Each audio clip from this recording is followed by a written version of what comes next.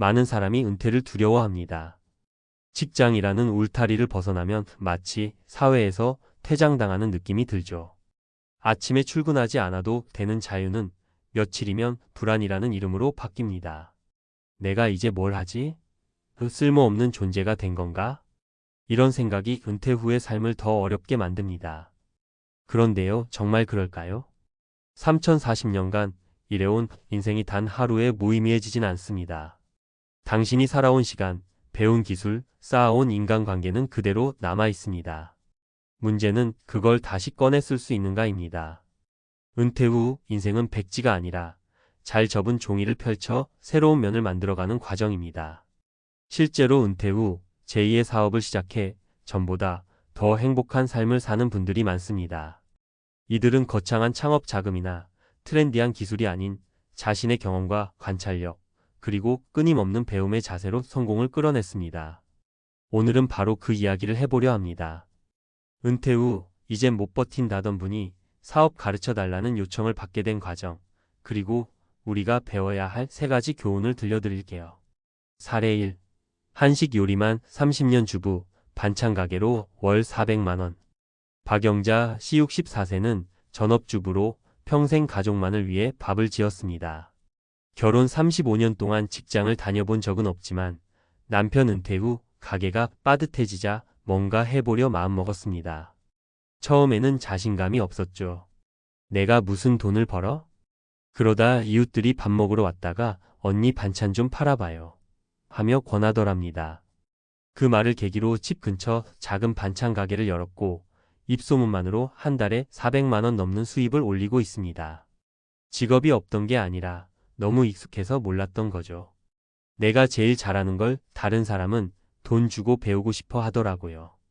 이제는 딸도 주말마다 도와주고 동네 친구들이 나도 배워서 해볼까 찾아온다고 합니다.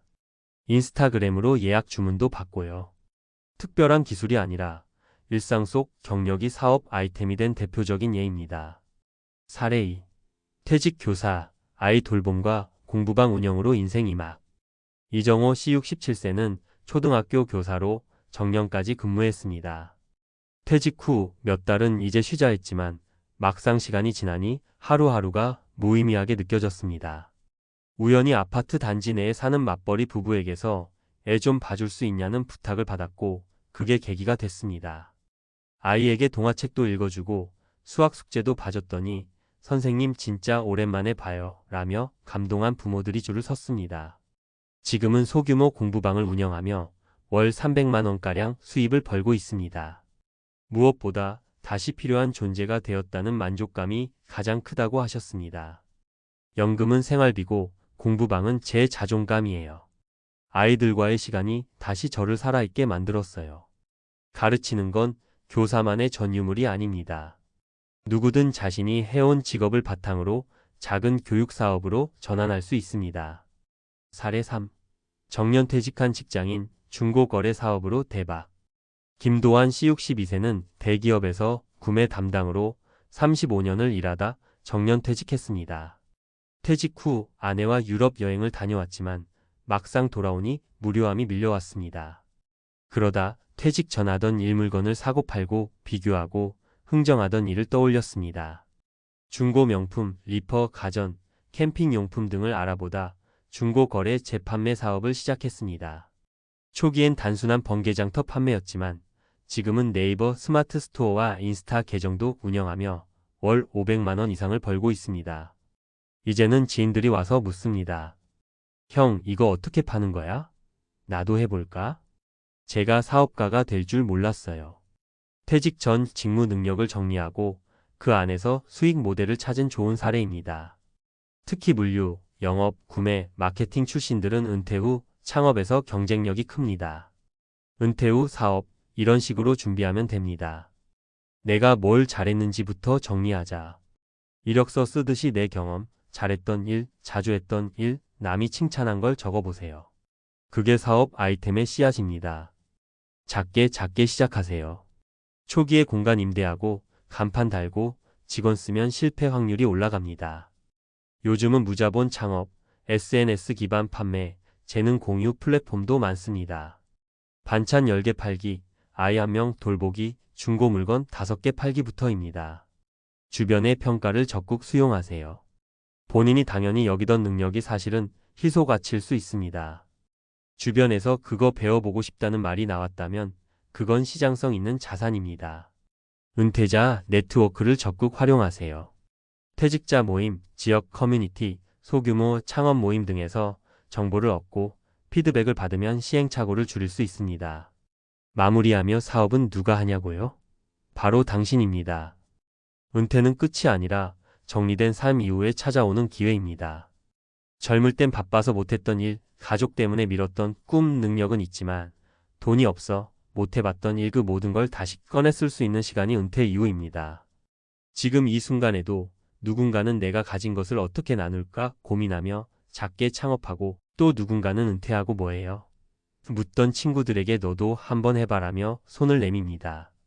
절대 못 버틴다던 인생, 생각보다 꿋꿋하게 이어질 수 있습니다. 단지 나를 너무 작게 보지 않는 것. 그게 시작입니다. 주제 은퇴 후에도 현역처럼 사는 법 생계형이 아닌 자기주도형 창업 전략. 1. 은퇴 후 창업 왜 점점 중요해지고 있는가? 한국은 현재 초고령 사회로 진입 중입니다. 65세 이상 인구는 전체 인구의 20%를 넘었고 평균 기대 수명은 83세를 돌파했습니다. 그에 반해 법적 정년은 여전히 60세 전후입니다.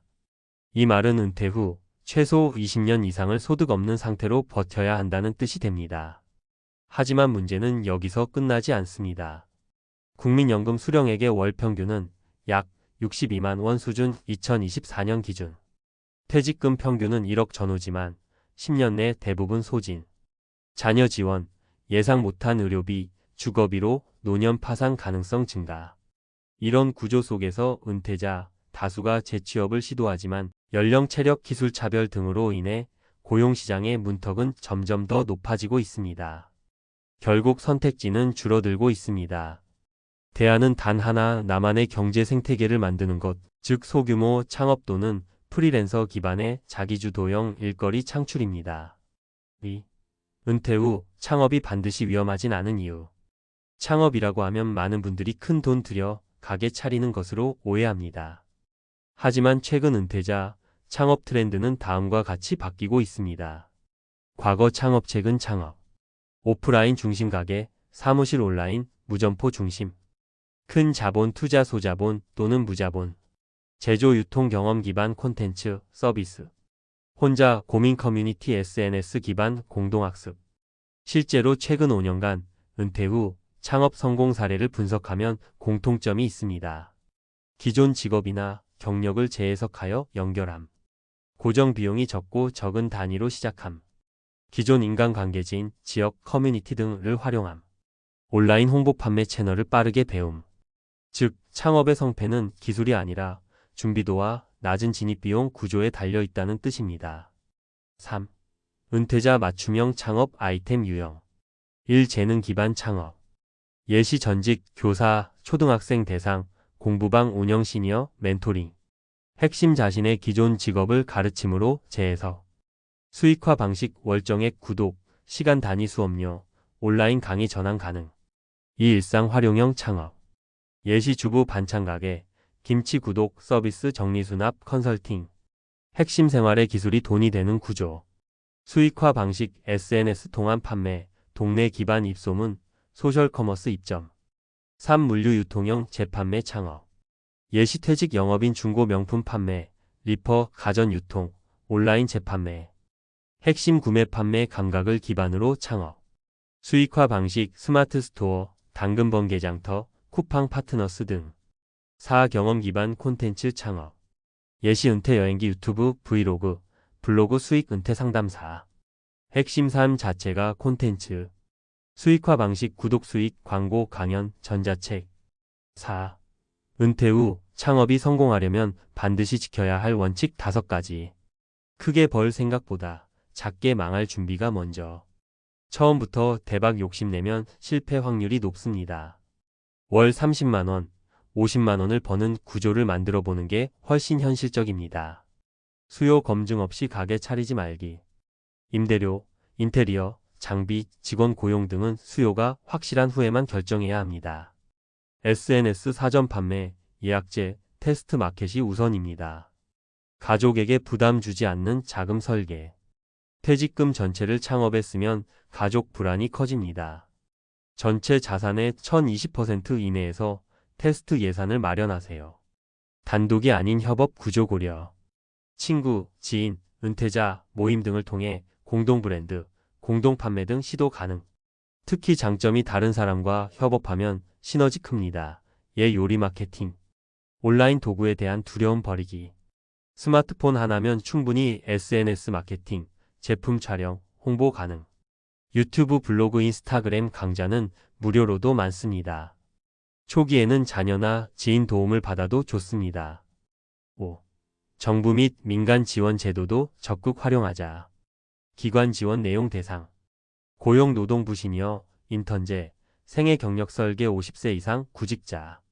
소상공인진흥공단 시니어, 창업 아카데미, 창업자금 지원 예비 창업자.